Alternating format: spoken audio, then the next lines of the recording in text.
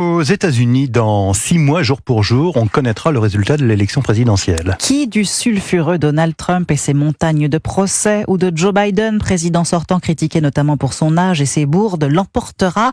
Difficile à dire. Anne Toulouse, vous êtes l'une des correspondantes d'Europe 1 aux États-Unis. Cette élection, considérée comme celle qui aura la plus lourde conséquence dans l'histoire récente du pays, est aussi l'une des plus compliquées à décrypter car les sondages sont ambigus et l'électorat désenchanté.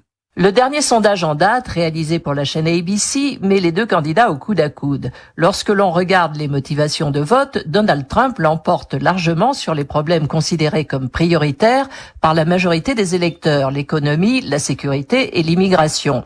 Joe Biden gagne des points grâce à sa position sur l'avortement, mais perd du terrain auprès des groupes qui ont assuré sa dernière élection, les Noirs, les Hispaniques et surtout les jeunes, ce qui n'est pas étranger aux manifestations anti-Israël qui agitent actuellement les campus.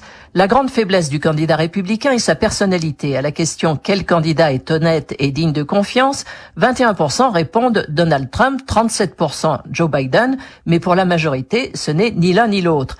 Quel que soit le résultat de cette élection, la grande question est son lendemain. Dans une interview à Time Magazine, Donald Trump a refusé de dire si en cas de défaite, il respecterait le verdict des électeurs. Il a répondu oui si le processus est honnête, sinon cela dépend. Et il n'a pas exclu des réactions violentes.